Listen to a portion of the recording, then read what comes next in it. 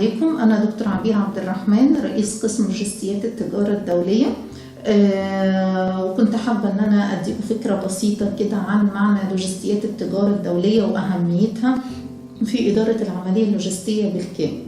واللي نقدر نقوله إن إدارة لوجستيات التجارة الدولية هي جزء لا يتجزأ من إدارة اللوجستيات.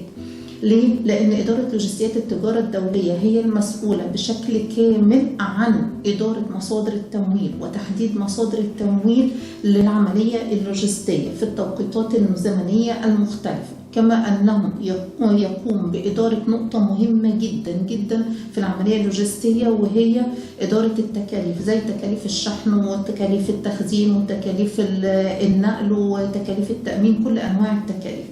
كمان هو بيقوم بإدارة التدفقات النقدية للعملية اللوجستية، إدارة التخليص الجمركي، إدارة أنظمة النقل في العملية اللوجستية. فعلشان كده نقدر نقول إن كل الأنشطة دي تعتبر هي من الأنشطة الرئيسية في العملية اللوجستية. وطبعا مع زيادة اتجاه العالم نحو العولمة زادت أهمية التجارة لوجستيات التجارة الدولية. من حيث أو إيه اللي زود أهميته؟ لقينا أن لوجستيات التجارة الدولية هي التي بتعمل على فتح الأسواق العالمية واختيار الأسواق المناسبة اللي نقدر نقوم باختراقها في التوقيتات الزمنية المختلفة والظروف المختلفة. وكمان إدارة لوجستيات التجارة الدولية هي اللي بتاخد القرار الاستثماري للاتجاه نحو العولمة، وبتاخد القرار بإدارة التوزيع والإنتاج في الأسواق العالمية. وكمان وبالتالي نقدر نقول إن إدارة لوجستيات التجارة الدولية من خلال هذه العملية بتقوم على زيادة حجم الصادرات وزيادة الميزة التنافسية العالمية للدولة.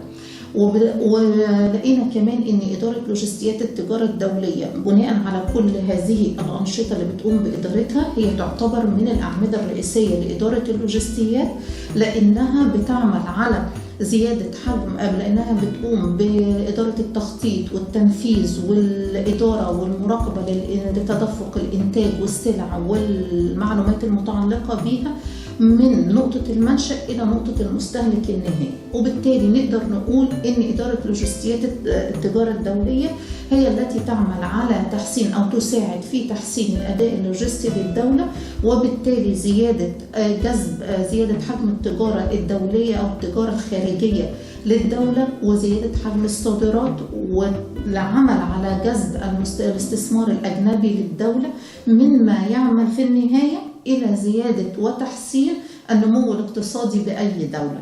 Average car has thousands of parts produced by hundreds of suppliers from dozens of countries. What makes this possible is not only the international trading system, but also international supply chains.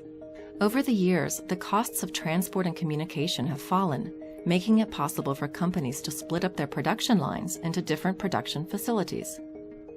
Now, more and more, each stage of production occurs not just in a separate factory, but in an entirely different country. For example, a car might have an engine made in Germany, a wiring harness from Tunisia, an exhaust filter system from South Africa, and finally be assembled in Mexico. This type of production is a major reason why global trade has grown so fast. The volume of world trade today is 27 times larger than it was in 1950.